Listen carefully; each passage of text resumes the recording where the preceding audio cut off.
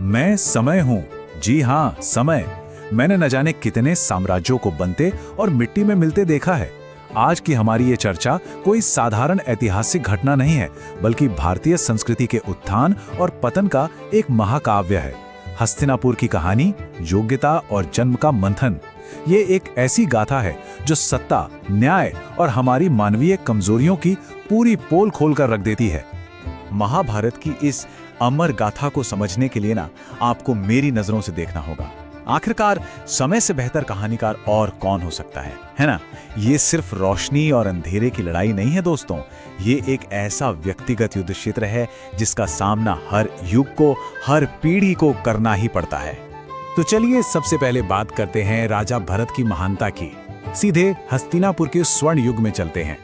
देखिए, राजा भरत ने सिर्फ सीमाओं का विस्तार नहीं किया था या जमीन के टुकड़े नहीं जीते थे।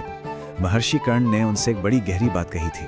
उन्होंने कहा, भरत, तुमने पूरी पृथ्वी तो जीत ली है, लेकिन क्या तुमने खुद को जीता है? बिल्कुल।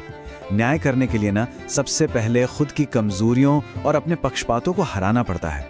और सच मानिए, इसी आत्मविजय ने उनके दरबार में एक सच्चे लोकतांत्रिक शासन की मजबूत नींव रखी। अब एक आदर्श राजा के 3 सबसे जरूरी कर्तव्य क्या होते हैं? पहला, न्याय करना। दूसरा, अपनी प्रजा की रक्षा करना। और तीसरा, जो शायद सबसे अहम है, एक योग्य उत्तराधिकारी चुनना। ये समझ लीजिए कि ये वो कसौटी है जिस पर आगे चलकर हस्तिनापुर के हर शासक को परखा जाएगा। राजसी जन्म से ऊपर योग्यता। राजा भरत ने एक ऐसा ऐतिहासिक फैसला लिया जिसने सबको झकझोर दिया। भरत के शासन का एक ही उसूल था, योग्यता। उनका साफ मानना था कि किसी भी इंसान की कीमत उसकी काबिलियत और उसके गुणों से है, इस बात से बिल्कुल नहीं कि वो किस राजघराने में पैदा हुआ है। भरत ने सदियों पुरानी परंपराओं को तोड़ दिया और ये साबित कर दिया कि कोई भी राजा अपनी प्रजा से बड़ा नहीं होता। 9, जरा सोचिए, 9 ये सिर्फ कोई नंबर नहीं है। राजा भरत के 9 सगे बेटे थे, लेकिन जब उत्तराधिकारी चुनने की बारी आई तो उन्होंने अपने 9 के 9 बेटों को खारिज कर दिया। आप सोच रहे होंगे ऐसा क्यों? क्योंकि उन्हें अपने किसी भी बेटे में वो काबिलियत दिखी ही नहीं जो प्रजा की रक्षा कर सके।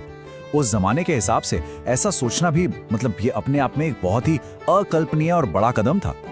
अब जाहिर है, इस फैसले पर एक बहुत बड़ा वैचारिक टकराव तो होना ही था। एक तरफ था राजा भरत का न्याय।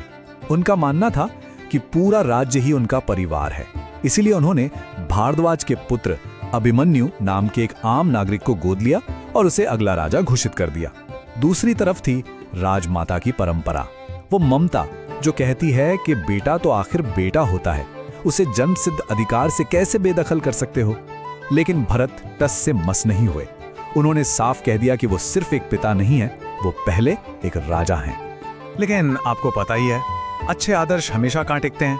पहली पीढ़ी में राजा भरत के समय योग्यता एकदम अपने चरम पर थी, लेकिन बीच की पीढ़ियों में आते आते लोकतंत्र की वो कली मुरझाने लगी और बाद की पीढ़ियों तक तो राजसी जन्म का अधिकार फिर से सत्ता पर हावी हो गया। यहीं से हमारी ये कहानी एक बहुत ही स्याह और चिंताजनक मोड़ लेती है। राजा शांतनु का वचन। अब यहां से भरत के वो महान आदर्श पूरी तरह से अंधी व्यक्तिगत इच्छाओं की भेंट चढ़ गए। अब हस्तिनापुर का क्या होगा? ये चेतावनी भरा सवाल था गंगा का। जब राजा शांतनु शिकार करते करते गंगा पर अपना दिल हार बैठे, तब गंगा ने उनसे यही पूछा था, क्योंकि बिना राजा के हस्तिनापुर तो वैसा ही है जैसे बिना धनुष के कोई तीरंदाज।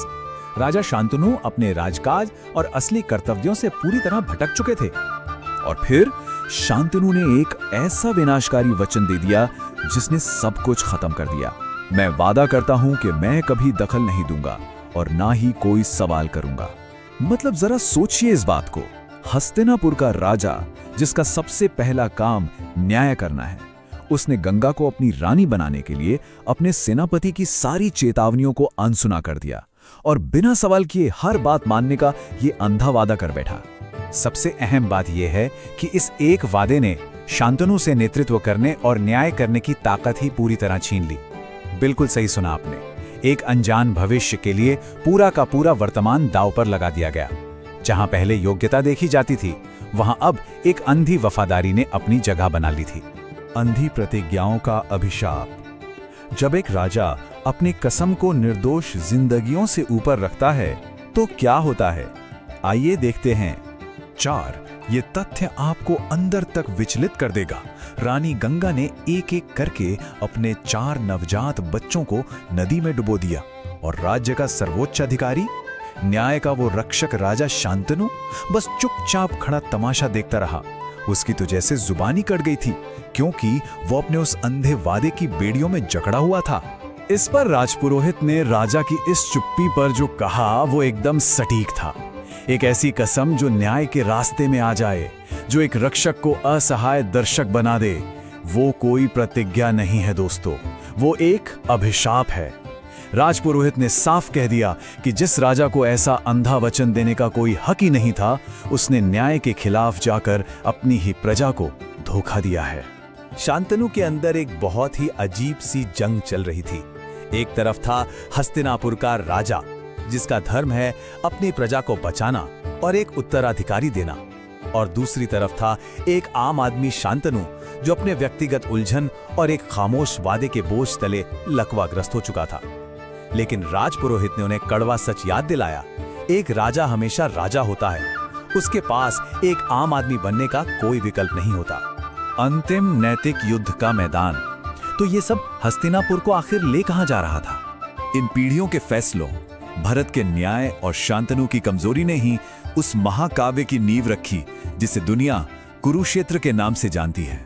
कुरुक्षेत्र का ये मंथन सिर्फ तलवारों और रथों की लड़ाई नहीं थी, बिल्कुल नहीं। ये रिश्तों और सिद्धांतों की जंग थी। ये हर युग के सत्य और उस समय की बुराई के बीच की लड़ाई थी। ये उस इतिहास का परिणाम था जहां राजा भरत की योग्यता को जन्म के विशेषाधिकार ने पूरी तरह नष्ट कर दिया था। ये महाकाव्य हर नई पीढ़ी को उसके भविष्य के लिए तैयार करने का एक जरिया है।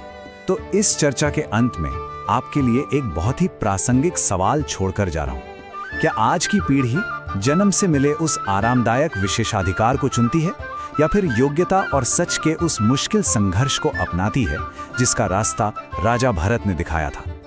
महाभारत की ये कहानी आज भी हमारे इर्द गिर्द चल रही है। जरा सोचिएगा इस पर, क्योंकि याद रखिए, मैं समय हूं और समय सब देखता है।